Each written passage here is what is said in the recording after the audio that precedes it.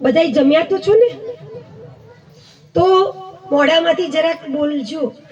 બોલો સદગુરુ દેવનો જય. ખૂબ સરસ. બ્રહ્મનિષ્ઠ, બ્રહ્મ ક્ષત્રિય, બ્રહ્મ સુશીલ, લાખો જીવોના તારણહાર, નોધારાના આધાર, પરમ કૃપાળુ પરમાત્માના ચરણોમાં આ દાસના અનંત કોટી જય ગુરુદેવ. મંચસ્થ બિરાજમાન પરમ પૂજ્ય પરમ વંદનીય રણજીતરામ મહારાજ, પરમ પૂજ્ય પરમ વંદનીય લાલજીરામ મહારાજ, પરમ પૂજ્ય પરમ વંદનીય ભીખારામ મહારાજ, પરમ પૂજ્ય પરમ વંદનીય મહંતશ્રીઓ તેમજ ધર્મસભામાં ઉપસ્થિત સર્વ જિજ્ઞાસુ મુમુક્ષ આત્મી સ્વરૂપી સંતોના ચરણોમાં આ દાસના અનંત કોટી જય ગુરુદેવ. આજરોજ પવિત્ર પાવન ભૂમિ સાઈબાપુર મુકામે નવીન ગોગા મહારાજના મંદિરની પ્રતિષ્ઠા નિમિત્તે સંતો મહાપુરુષોના દર્શન કરાવી એમની અમૃતવાણીનો લાભ અપાવી આપણને બધાને ધન્ય કર્યા છે. એ બદલ ખૂબ ખૂબ ધન્યવાદ છે. સંતો મહાપુરુષોએ કીધું છે કે એક ઘડી આધી ઘડી આદિ में पुनियाद तुलसी संगत संत की कटे कोटी अपराध. એક ઘડી એની અડધી ઘડી અને એની પાઘડી. જો કોઈ સંતોનો આપણને ભેટો થઈ જાય તો કોટી જન્મોના કર્મમાંથી આપણને મુક્તિ પ્રાપ્ત થઈ જાય. આ મનુષ્ય જન્મ કર્મનો કોથળો છે અને આ કર્મ ખપાવવા માટે મનુષ્યનો જન્મ મળ્યો છે. જેમ દુકાનદાર સવારે દુકાન ખોલે એટલે એની દુકાનમાં જે કંઈ હોય, પડીકા રાખતો હોય કે ચોખા રાખતો હોય કે દાળ રાખતો હોય કે શ્રીફળ રાખતો હોય, બધા ડબલા બહાર લાવીને મૂકે, પડીકાઓનો હાયડિયો લબડાઈ દે. શું કામ? લોકોને ખબર પડે કે મારી દુકાનમાં આટલી વસ્તુ મળે છે. અને જેમ જેમ સાંજ પડે, દુકાન બંધ કરવાનો ટાઈમ થાય એ પહેલા જેટલું બહાર મૂક્યું હોય એ બધું પાછું અંદર મૂકી દે અને પછી દુકાન બંધ કરે. એમ આપણને આ મનુષ્ય જન્મ મળ્યો છે, કોટી જન્મના પુણ્યથી મળ્યો છે. બાપજી ખૂબ સુંદર વાત કરી. શબ્દો બહુ થોડા હતા પણ એનો મર્મ બહુ મોટો છે. કીધું કે વારે વારે મનુષ્ય દેહ નહીં મળે રે. આ મનુષ્ય જન્મ વારે વારે મળે એવો નથી. આ તો કેટલાય જન્મની પુણ્યથી આપણને મનુષ્યનો જન્મ પ્રાપ્ત થયો. એટલે કીધું કે પામ્યો પૂરા પુણ્યથી મનુષ્ય દેહ મોઘો મણી, પણ કિંમત તેની નવ કીધી, ગુમાવ્યો પ્રાણી પથ્થરો ગણી. આપણને આ મનુષ્યનો જન્મ કેટલાય જન્મની પુણ્યથી મળ્યો છે. પણ જ્યાં સુધી આપણને સત્પુરુષ નહીં મળે, સદગુરુ નહીં મળે, ત્યાં સુધી આની કિંમત થાય એવી નથી. તમે જુઓ, જે જાનવર કરે છે એ જ આપણે કરીએ છીએ. જાનવર પણ એના બચ્ચાને જન્મ આપે, એના માટે માળો બનાવે, દૂર દૂરથી ચારો ચરી લાવી લાલન પોષણ કરે, એને મોટા કરે, ઉડતા કરે અને પછી મરી જાય. ત્યારે આપણે શું કરીએ છીએ? આપણે આટલું જ કરીએ છીએ ને? જેટલું જાનવર કરે છે એટલું આપણે કરીએ છીએ. આપણે બાળકોને જન્મ આપ્યો, એને ભણાયા ગણાયા, મકાન બનાવ્યું, મોટા કર્યા, આમાં આપણે મરી ગયા. ભાઈ, તો પશુમાં અને મનુષ્યમાં ફરક શું? જો જાનવર પણ એ કરે અને આપણે પણ એ કરીએ તો આપણામાં એમનામાં કોઈ ફરક નથી. જાનવરના જોડે બુદ્ધિ નથી અને મનુષ્યના પાસે બુદ્ધિ છે. જાનવર તમે જુઓ, ભગવાનનું ભજન ન કરી શકે, સત્સંગ ન કરી શકે, સેવા ન કરી શકે, અને આ મનુષ્ય બધું જ કરી શકે પણ છતાંય કરવા તૈયાર નથી. ન કરવાનું બધું જ કરે. આ તમે જુઓ, આ ચૂંટણીમાં ફોર્મ ભરજો એવું કોઈ શીખવાડે છે? આવડે જ. એ શીખવાડવું પડતું નથી.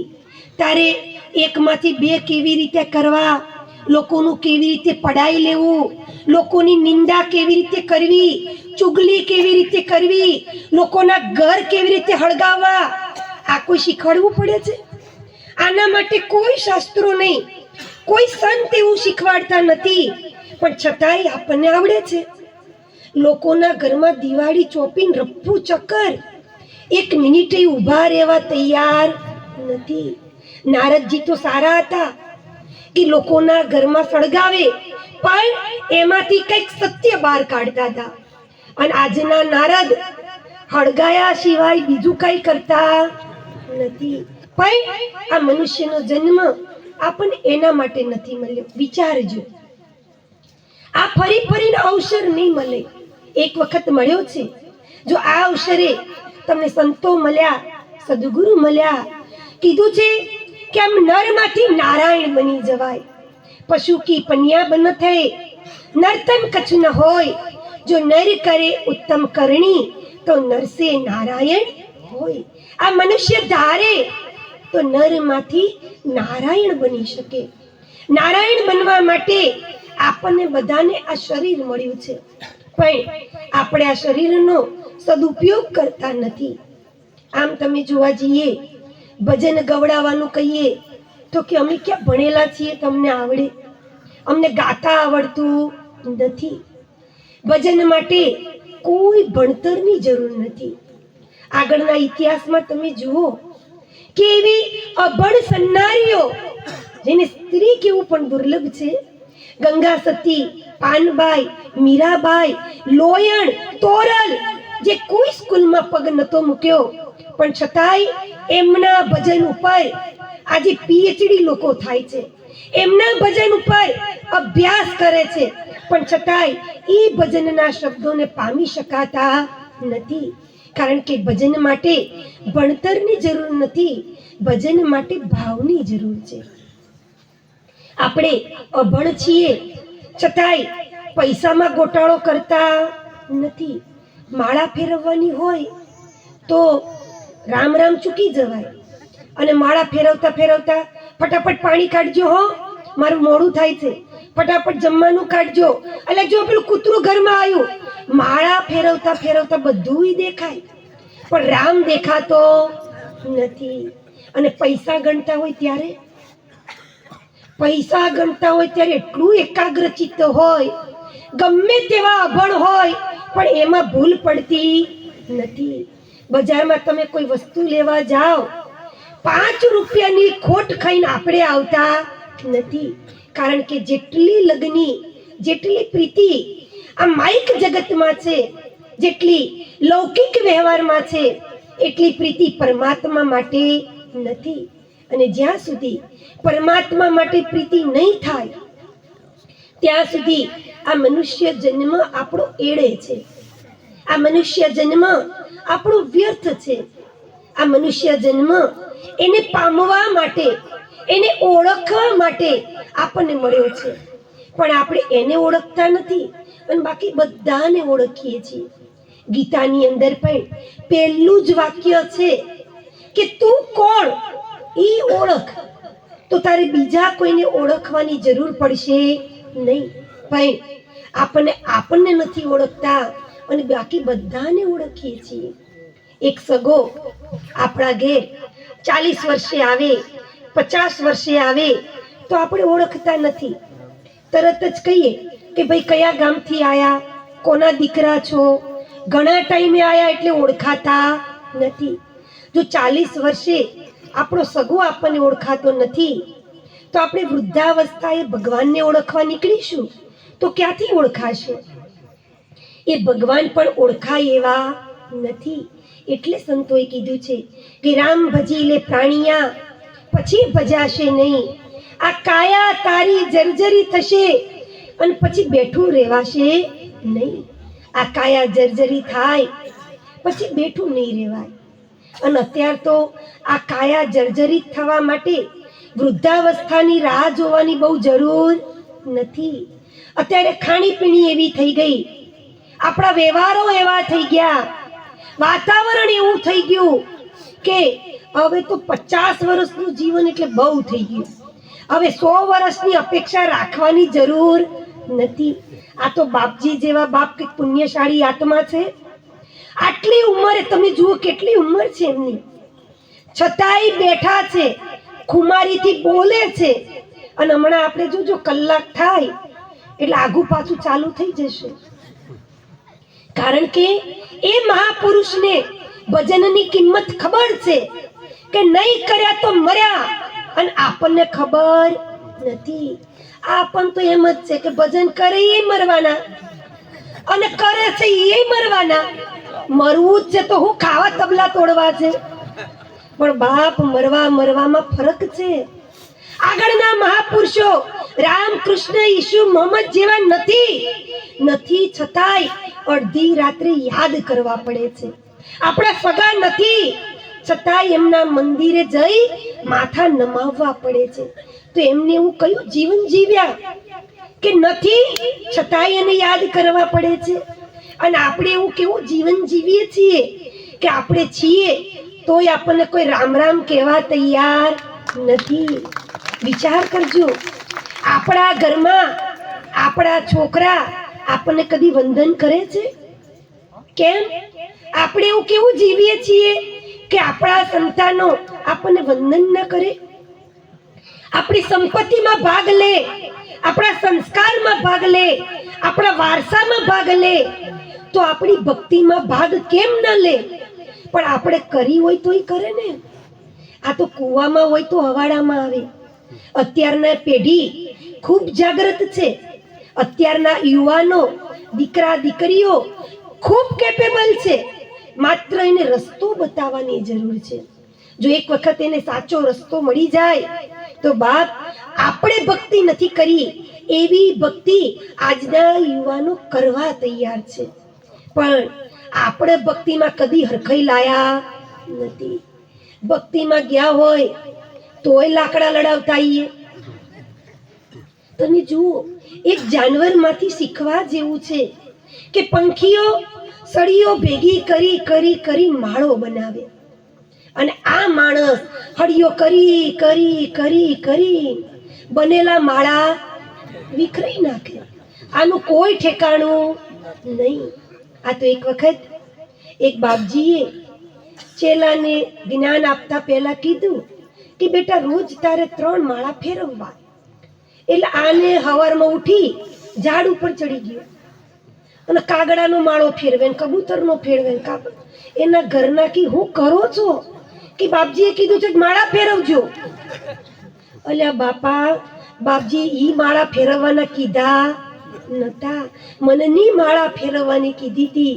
પણ સદગુરુનો શબ્દ ઘટમાં નહીં ઉતરે, સાચું નહીં સમજાય તો કરવાનું હતું એ નહીં થાય અને ન કરવાનું બધું થઈ જશે. એટલે સંતોની વાતને, સંતોના શબ્દને જાણજો, એને પામજો અને પછી ક્રિયા કરજો, તો ક્રિયા કરેલી સાર્થક થશે. નહીતર એમ નામ સાર્થક થાય એવી નથી. જેસલ બારવટીયો હતો, જેસલ કુકર્મી હતો, લૂંટારો હતો, પાપી હતો, પણ એની એ જ શક્તિ તોરલે ભક્તિમાં ફેરવી દીધી તો એ જ જેસલ જે પાપી હતો એ પીર બની ગયો. તમે જુઓ, પાટિયા બદલાતા બહુ વાર ન લાગે, પણ યોગ્ય વ્યક્તિ મળવી જોઈએ અને આપણી પાત્રતા થાય તો પલમાં બદલાઈ જતા વાર લાગે નહીં. જે જેસલ લોકોને મારતા ડરતો નતો, આમ ખુલ્લે આમ લોકોના દડ ઉપરથી માથા ઉતારી દેતો હતો, એ જ જેસલ જ્યારે તોરલને લઈને નીકળે છે, નાવડું ડગવગવા માંડે છે, અને ત્યારે જેસલ હલી જાય છે. પોતાનું મોત જોઈ ડગી જાય છે. બીજાને મારતા કઈ નતું થતું, પણ જ્યારે પોતાનું મોત દેખાયું ત્યારે જેસલ હલી ગયો. અને ત્યારે તોરલ સામું નજર કરે છે તો સ્ત્રી જેવી સ્ત્રી જરાય ડગતી નથી, જરાય એના મન ઉપર જરાય ઉચાટ નથી, એના મોઢા ઉપર કોઈ દુઃખ નથી. અને ત્યારે જેસલ પૂછે છે કે તોરલ, હમણાં આપણું નાવડું ઊંધું પડશે, આપણે મરી જઈશું, અને મરવાની બીક નથી લાગતી? અને ત્યારે તોરલ કહે છે કે હું મારા ગુરુના વચને મરી ગઈ છું, હવે મને મરવાની બીક નથી. ત્યારે જેસલ કહે છે કે તોરલ, તમે જે શબ્દ જાણ્યો, જે વચને મર્યા, એ વચન મારે જાણવું છે. ત્યારે તોરલે કીધું કે જેસલ, એ વ્યસન તમારે જો જાણવું હોય તો અત્યાર સુધી જેટલા પાપ કર્યા છે ને એ પાપ પોકારો. જુઓ, સદગુરુના આગળ જવા માટે, જ્ઞાન પ્રાપ્ત કરવા માટે બીજી કોઈ સાધના ઉપાસના કરવાની જરૂર નથી. તમને પ્રાયશ્ચિત થાય. અને એટલે કીધું છે કે યા પ્રાયશ્ચિત વિપુલ ઝરણું સ્વર્ગથી ઉતર્યું છે અને પાપી એમાં ડૂબકી દઈને પુણ્યશાળી થાય છે. એક વખત આપણને આપણા કર્મોની જો ઝાંખી થઈ જાય, આપણને એવું દુઃખ થઈ જાય કે અત્યાર સુધી મેં શું કર્યું? શું હું ખાવા માટે આવ્યો તો? શું હું બાળકો પેદા કરવા માટે આવ્યો તો? નોકરી ધંધા વેપાર કરવા માટે આવ્યો તો? હું શા માટે આવ્યો તો? આવું એક વખત જો ખબર પડી જાય, અત્યાર સુધીના કર્મો ઉપર આપણને જો પ્રાયશ્ચિત થઈ જાય તો પલમાં બેડો પાર થઈ જતા વાર લાગે એવી નથી. પણ આપણે ભક્તિ કરીએ, ભજન કરીએ, પણ હજી આપણા પાપ આપણે પોકારતા નથી. એટલે જેસલનું પાટિયું બદલાઈ ગયું, પણ આપણું પાટિયું બદલાતું નથી. આપણે તો ઈના ઈ જ. ગામના 4 જણાને પૂછો, ફલાણા ભગત, એ કોઈ નોમ લીધા જેવું નથી. રાતી ભગત, બાકી દાડે તો ઠગત જ છે. કોઈને હકેથી રહેવા દેતા નથી. ભક્તિ કરો, ભજન કરો તો આપણામાં નમ્રતા આવવી જોઈએ, આપણામાં પ્રેમ જાગવો જોઈએ, આપણામાં કરુણા થવી જોઈએ. પણ હજી આપણને કરુણા જાગતી નથી. કોકનું ખરાબ થાય તો આપણે અંદર ને અંદર રાજી થઈએ, ભલે મોઢે ના બોલીએ, પણ કે સારું થયું, ખબર પડી કે ક્યારના કે ફૂલાઈને ફરતા હતા, હવે ખબર પડી. અને મોઢે પાછા હારું બોલે. આ જીવ છે ને, દો રંગો છે. અને એટલે સંતોએ કીધું કે દો રંગા ભેળા મત બેસીએ. એમાં પત પોતાની જાય. આવા દો રંગાનો સંગ કરવો નહીં. ઈ તરે નહીં ને આપણને તારે નહીં. પણ મનુષ્ય જન્મ આપણને પરમાત્માએ બુદ્ધિ આપી છે, ભાવ આપ્યો છે, જ્ઞાન આપ્યું છે, તો આપણને દયા થવી જોઈએ. કોકનું ખરાબ થાય તો રાજી થાય. એને સંત ન કહેવાય, એને ભગત ન કહેવાય, સંતો એને કહેવાય. નરસિંહ મહેતાએ કીધું કે વૈષ્ણવ જન તો તેને કહીએ જે પીડ પરાઈ જાણે. કોકનું દુઃખ જોઈને જે દુખી થાય એને સંત કહેવાય, એને ભગત કહેવાય. પણ આપણે તો જાણીને ખરાબ કરીએ. આ બેનો તમે જુઓ, સવારમાં વહેલી હુકામ ઉઠે? અમારા બાપજી સરસ કહે છે, એ ભલે પહેલા તમે ચા પીજો, તમે ભાખરી ખાજો, પણ વહેલા ઉઠજો. આ બેનો વહેલા શું કામ ઉઠે? કઈ ભગવાનનું ભજન કરવા? ના, વહેલા ઉઠીને આપણા આંગણાનો કચરો બાજુવાળાનો, ઈ ઉઠી ના હોય પેલા કઈ બાજુ ઠેલી મેલો. આ એના માટે વહેલા ઉઠે લ્યો. આ આપણી ભક્તિ ક્યાં જાય? અત્યારે ગામે ગામ મહિલા મંડળ ચાલે છે, ખૂબ સારી વાત છે. બહેનોમાં જાગૃતતા આવી છે, ભજન કરે છે, ખૂબ સારી વાત છે. પણ ભક્તિ કરતા કરતા આપણા જીવનમાં શું બદલાવ આવવો જોઈએ એ તો ખબર પડવી જોઈએ ને. ખાલી ભજન કરીએ અને બદલાવ કઈ ના આવે તો એ ભજન કામનું નથી. એટલે ખૂબ સુંદર એક ભજનની લીટીમાં કીધું છે કે ગંગાજીમાં જાય, જમનાજીમાં જાય, તોય મારો રામ તને કેમ ન દેખાય. મંદિર જાય, તીરથ જાય, તોય મારો રામ તને કેમ ન દેખાય. આપણે બધે જઈએ, ડાકોર જઈએ, પાવાગઢ જઈએ, ચોટીલા જઈએ, પણ આપણને પરમાત્મા ઓળખાતો નથી. આ તો એક ગામની અંદર બહેનોની સંખ્યા વધારે છે, એટલે આ દ્રષ્ટાંત છે. દ્રષ્ટાંતથી આપણે કંઈક સમજવાનું હોય, કંઈ જાણવાનું હોય, પણ દ્રષ્ટાંત પકડીને બેસવાનું હોય નહીં. જેમ સાઈબાપુર જવું હોય તો રસ્તા ઉપર પાટિયું માર્યું હોય કે સાઈબાપુર આમ, તો પાટિયું માર્યું હોય એમ ચાલવું પડે. બાકી પાટિયું પકડીને બેસી રહીએ તો સાઈબાપુર આવે નહીં. એમ આ તો એક ગામની અંદર ખૂબ સુંદર મહિલા મંડળનું મંડળ ચાલે. એક સાસુનું મંડળ ચાલે, એક વહુનું મંડળ ચાલે. આ જુઓ અત્યારે હવે ભાગ પડી ગયા. હા હું નક્કી હવે તમારી ભક્તિ ગયડી થઈ ગઈ, તમારે ને અમારે સેટ થાય નહીં. એટલે આ બે મંડળ, હાહુની ભક્તિ જુદી, હાહુના ભગવાન જુદા પાડ્યો, ગોખલો જુદો, વહુનો ગોખલો જુદો. હવે આપણા ઘરની અંદર હાહુની, વહુની, હાહરાની, ઘરવાળાની ટ્યુબલાઇટ જુદી જુદી હોય કે એક જ હોય? એક ટ્યુબલાઇટ બધાને અજવાળું ના આપે. પણ આપણે હારું ભક્તિમાં એવું નથી. હાહુમાનો પાછો ફોટો જુદો હોય, એ પાછી વહુ એને દીવો ના કરે કે તમારા ભગવાનનું તમે કરો. વહુના ભગવાન પાછા જુદા હોય, અને પાછી વહુના ભગવાનને પાછી હાહુ દીવો કરે. ઘરવાળાને તો પાછું કોઈક ત્રીજું જ હોય, પણ હારા તો ત્રણમાંથી એક કઈ નહીં. એટલે આપણે ઘરમાં મેળ આવતો નથી. તો આ સાસુનું વહુનું મંડળ જુદું જુદું ચાલે. આ મંડળમાં ઘણા પૈસા ભેગા થયા એટલે મંડળની બહેનોએ વિચાર કર્યો કે આપણે ડાકોર દર્શન કરવા જઈએ. 2 ગાડીઓ કરો, હાહુની ગાડી જુદી અને વહુની ગાડી જુદી. હાહુ ગાડીઓમાં બધી બેસી ગઈ, વહુ ગાડીઓમાં બેસી ગઈ, અને જુદા જુદા હુકમ રે? એકબીજાની ખોદણી કરવા. ભેગા હોય તો થાય નહીં.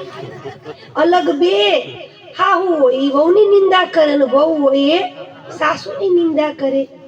સ્ત્રી પ્રકૃતિની અંદર સૌથી વધારે ભક્તિ છે, સૌથી વધારે ભાવ છે, સૌથી વધારે મમતા છે. આ સ્ત્રીમાં ઉછીનું નથી લેવું પડતું.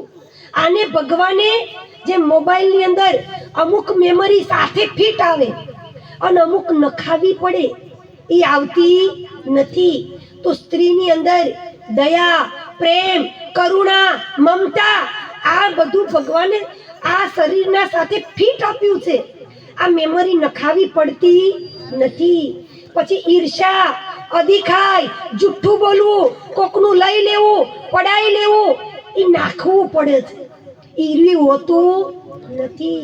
પણ આપણા વડવાઓએ આપણને શીખવાડ્યું, ફલાણાને આપણા મેળ આવતો નથી, ઓના ઘેર જવાનું નહીં. લ્યો, આ તો હતું જ નહીં. આપણા બાળકોને ખબર જ નથી કે તમારા ને તમારા હગા બે ભાઈઓને બનતું નથી. એ તો કાકા કાકા કરીને એને ઘેર જ જાય છે, પણ આપણે જવા દેતા નથી. કઈક બજારમાંથી ખાવાનું લાયા હોય તો કે એ ઘરમાં ખૂણે બેહીને ખાજે હો, બહાર ખાતો ને તો દેવું પડશે. આ છુપાવવાનું કોને શીખવાડ્યું?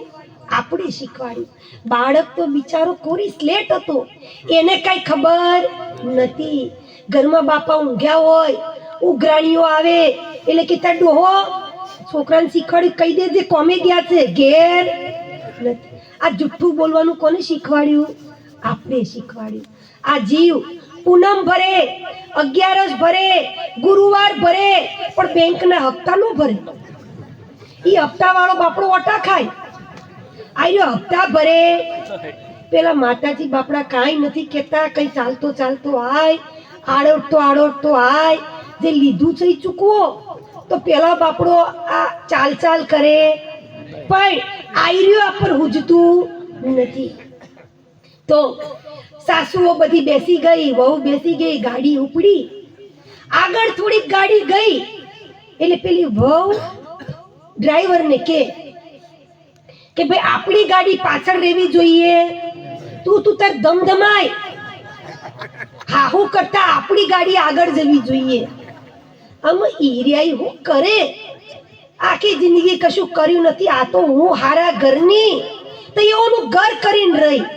બધી બહેનોને એક જ પ્રશ્ન હોય કે હું સંસ્કારી, અમાર ઘરવાળા તો ભોળા, એમને કઈ ખબર પડે નહીં. આ તો હું શું તેવું ઘર થયું નેતર થાય. વાત 100% સાચી કે બાપ આયર્યા વકલ્પ મહાદેવજી જેવું ભોળું જ છે. તાન તમન લાયા, નકર તમન હુકામ લાવતા? જો ઈરિયા જબરા હોત તો તમને લાવતા નહીં. પણ બાપ ઈરિયા ઈ કમાઈ છે તમારા માટે, રાત દાડો એક કરે, તમારી જરૂરિયાત પૂરી કરે. ત્યારે તમે હાડી મેચિંગ પહેરો, કબજા મેચિંગ પહેરો, બંગડીઓ મેચિંગ પહેરો, ચપ્પલ મેચિંગ પહેરો, અને પેલો ઘરનો ધણી કે નોટ મેચિંગ. ઈરિયાઈ કે આપણા તોલે આવે. બાપ ઈરિયાઈ છે તો મેચિંગ, ને તો ધોળું ધબ. કોઈ તમારા શકન લેવા તૈયાર થશે નહીં. પરમાત્માએ બે પાત્ર બનાવ્યું છે તો પ્રેમથી જીવન જીવો. તો આ વહુએ ડ્રાઈવરને ચડાયો. ડ્રાઈવર ધમધમાટ ગાડી જવા દે. હા હોય તને થોડી કમ હોય, એ વહુ કરતા બે પાવડા વધારે વાળી હોય. ડ્રાઈવરને કે ભાઈ આ કાલ અતારોની આવી છે, એની ગાડી આગળ થવી જોઈએ નહીં. એટલે થોડી વાર હાહુની ગાડી આગળ થાય, થોડી વાર વહુની ગાડી આગળ થાય. જોત જોતામાં વહુની ગાડી ડાકોર પહોંચી ગઈ, હાહુની ગાડી પાછળ રહી. એટલે વહુઓ જેવી નીચે ઉતરે, કોલર અદ્ધર કરે કે રિયાન પાછળ. આમ જૂના ઠાઠા વધારે જોર કરે નહીં. અમે એમ જ કહીએ છીએ કે આ નવી નવી ગાડી હોય ને, તમારે જેમ રફરફાટ ચલાવી હોય એમ ચલાવી લો. પણ પછી આ ગાડી જૂની થાય, ટાયર રિમોટ થઈ જાય, ઓઇલ નાખો તો દુવાડાના ગોટે ગોટા કાઢી નાખે, એના પતરા ખખડી જાય. પછી આવી ગાડીઓ બહુ જોર કરી શકશે નહીં. પણ નવી નવી જવાન ગાડી હોય અને એ ગાડી જે કરવું હોય કરી શકે, ભગવાનનું ભજન કરી શકે, સંતોની સેવા કરી શકે, ધારે તો ભગવાન પણ બની શકે. તો આ વહુઓ મંદિરમાં દર્શન કરવા ગઈ. એક એક બે તદ્દર ચાલે કે જોયું અમે તમારથી આગળ. પછી દર્શન કરીને રિટર્નમાં વળતા થયા. એટલે સાસુએ ડ્રાઈવરને 500 રૂપિયા વધારે આપ્યા કે આ વહુઓની ગાડી આગળ થવી જોઈએ. તારે જેટલું જોર હોય એટલું ચપલું દબાય, પણ ગાડી વહુની આગળ થવી જોઈએ. મંદિરમાં કી જોયું કેવી કાતરિયા મારતી હતી. અલ્યા મંદિરમાં કાતરિયા જોવા ગયા હતા, ભગવાનને જોવા ગયા હતા. પણ ડાકોર જઈને કાતરિયા જોઈને આયા. ઈ તો ગામમાં જોતા હતા, ઘરમાં જોતા હતા, કુકરમાં ભાડું ખર્ચીને ગયા. પણ ઈ જઈને ઈ જોઈને આયા. અને જ્યારે આ રિટર્નમાં હાહુએ ડ્રાઈવરને પૈસા, પણ ડ્રાઈવરે પછી હુકમ પાછો પડે, એને બરાબર કાઈ ચપલું દબાયું. અને આગળ જતા જતા મોટો બમ્પ આવ્યો, સામેથી ખટારો આવ્યો, એક્સિડન્ટ થયું, હાહુની ગાડી ભટકાણી, બધી હાહુઓ મરી ગઈ. એટલે તમે જુઓ તો વહુઓ પોક મૂકીને રોવે, સાથી કુટી કુટીને રોવે. આમ આપણે નહીં રોતા? આપણી બહેનો તમે જુઓ, આ રોવાના જે ગીતો હોય ને, એની કોઈ ચોપડી નથી, કોઈ શીખવાડતું નથી. અને તોય લેખા લઈને એટલું સરસ આવડે. અને કોઈ ટ્યુશન ક્લાસ જ નહીં, પણ તોય આવડે. ભલે પેલી નવી નવી પૈણીને આવી હોય ને, એને ઠુહા મારી મારીને શીખવાડ દે. એ આવડે તો હું કર, એમ કરતા કરતા આવડી જશે. ઈરવી શીખવાડ્યું પણ ભજન શીખવાડ્યું નહીં. પેલું નતું શીખવાનું, ઈરવી શીખવાડી દીધું, પણ શીખવાનું હતું એ આપણે શીખવાડી શક્યા. બહેનો તમે જુઓ કેવો લેકા લઈ લઈને ગાય. એ મારા ચોરાના બહેનારા, બાપડાએ ચોરો તો જોયો જ ના હોય. આખો દાડો હેતરમાં ઊંધો પડી રહ્યો હોય, નવરો પડે તો ચોરો જોવે ને, ચોરો જોયો જ ના હોય. એ મારા હુકાના પીનારા, બાપડો ઠૂંઠા વેણી વેણી કોકના પીધા હોય, પણ કોઈ બોલવાનું તો આપણે હેના પાસા જ પડીએ. તમને હગે ના ઓળખ્યા, વાલે ના ઓળખ્યા, કે જમે ચોથી ઓળખ્યા કે હગે વાલે મોકલ્યા હતા? બાપડાને મોકલ્યા જ ના હોય ચોય. આ હગાવાલા ના ઓળખે પછી એને જમજ ઓળખે, બીજું કોણ ઓળખે? એક સંતોના પાસે ગયા હોય, ક્યાંક ભજનમાં ગયા હોય તો કોક બીજી ઓળખાણ થાય, પણ ક્યાં તો મોકલ્યા જ નથી. ભજન તો ગમતું જ નથી. ઓમ ઓટલી પીવા જાય તો ચાલે, પણ ભજનમાં અડધી રાતે જવાતું હશે? કારણ પેલો પીતો તોય પોહાતું હતું, અને ભજન પોહાતું નથી. પેલો કૂટતો તોય પોહાતું હતું, અને આઈન બાપડો ભગવાન ભગવાન કરે, ઈરવે પોહાતું નથી. ત્યાં રોડના વચ્ચો વચ બધી વહુએ મોકાણ માંડી. એવું જોશ જોશથી રોવે, લેખા લઈ લઈને રોવે. અને બધી થોડી થોડી વાર થઈ એટલે ચૂપ થઈ ગઈ. પણ બે જણીઓ હતી, એ ચૂપ ના થાય, રોવાનું બંધ ના કરે. એટલે પેલી બધી કે તમે હું કામ રોવો છો? આમાં તારી હાહુ તો આવી નથી, તારી હાહુ તો મરી નથી, તું હું કામ રોવો છે? બંધ થઈ જા. એટલે કે એનું જ રોવું છું કે ડોશી હંગાતી આવી હોત તો એ ઉકલી ગઈ હોત. આ તમાર બધાને તો આ ઉપાધિ મટી, પણ મારે તો ઘેર જઈને ઉપાધિ ઊભી ને ઊભી. આ તમારી ભક્તિ હું કરવાની? જો આપણને આપણા ઘરમાં ભગવાન ન દેખાય તો કોઈ પણ તીર્થમાં ભગવાન દેખાય એવો નથી. આ લખી રાખજો.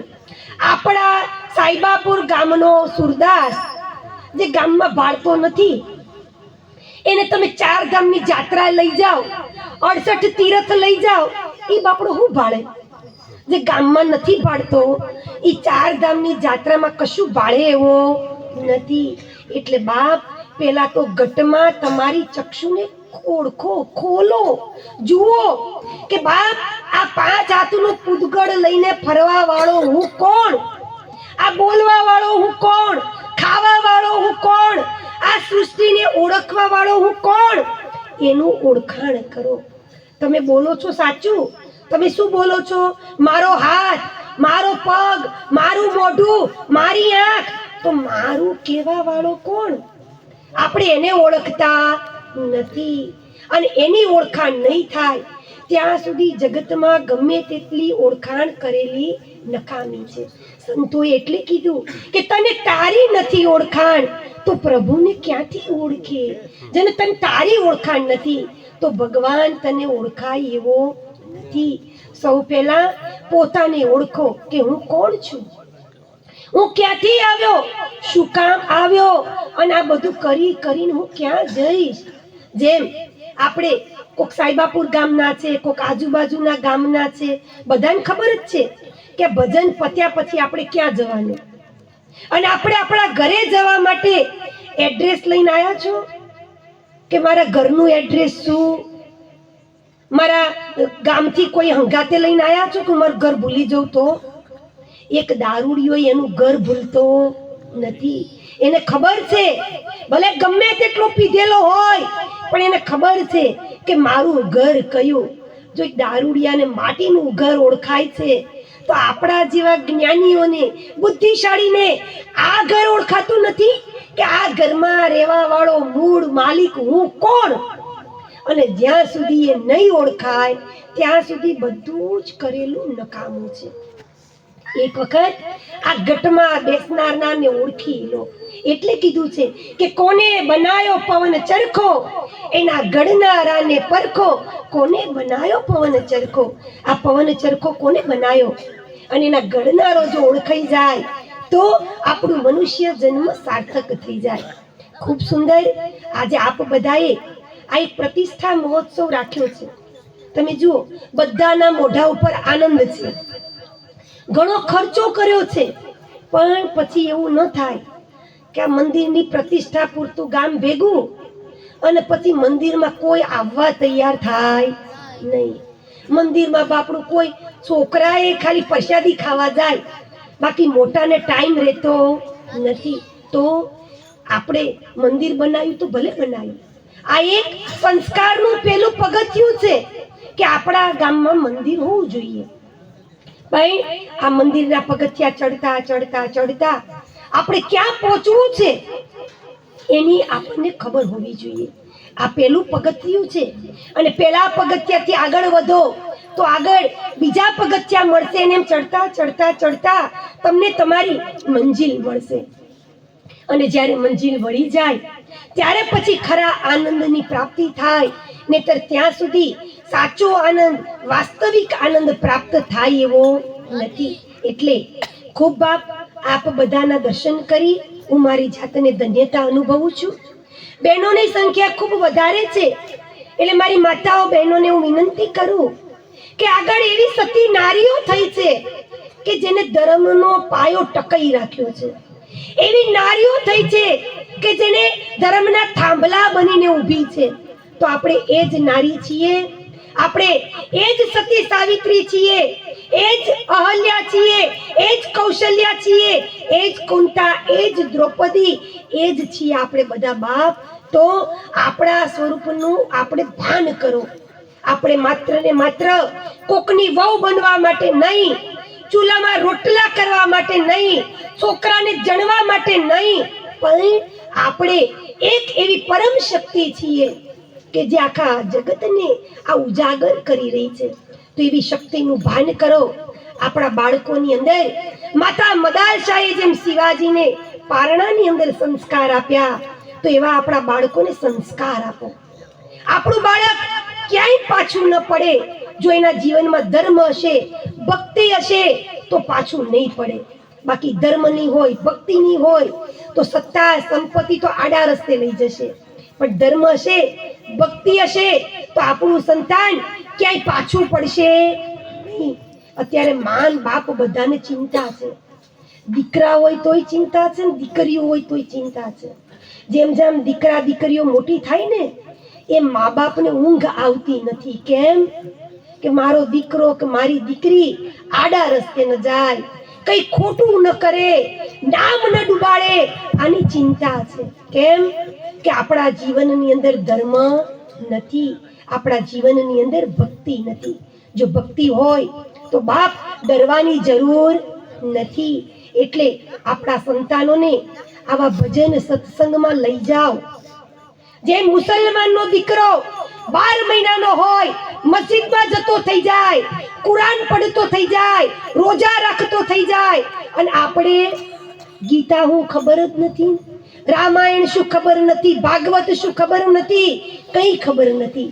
અને એના લીધે આપણી સંસ્કૃતિ, આપણા સંસ્કાર દિવસે દિવસે ભૂલાતા જાય છે.